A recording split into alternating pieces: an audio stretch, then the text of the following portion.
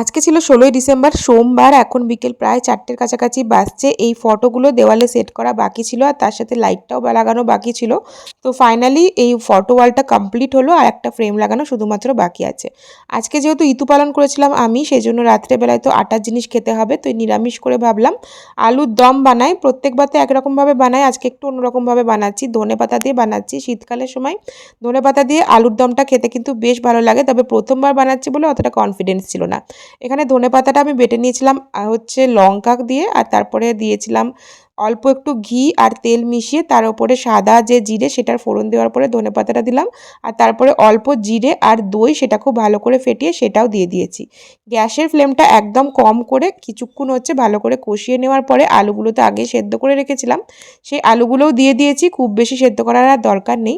তারপরে ওপর থেকে দিয়ে দিয়েছি কাজু আর পোস্তর একটুখানি পেস্ট। তারপরে একটু নাড়াচাড়া করে নিলাম। খুব বেশি কষাতেও হয়নি আর খুব বেশি ফোটাতেও হয়নি, কারণ আলু যেহেতু আগে থেকেই সেদ্ধ করাই ছিল। তারপরে ওপর থেকে কাসুরি মেথি দিয়ে দিলে পরে রান্নাটা একদম রেডি। এরকমভাবেও খেতে কিন্তু বেশ ভালো হয়েছিল। কোনো রকম অন্য কিছু দেওয়া নেই, টমেটো বা আদা বা এই সমস্ত কিছু দেওয়া নেই। ধনেপাতা, দই আর জিরে গুঁড়ো দিয়ে বানানো হয়েছিল। পরোটা দিয়ে দারুণ লাগছিল।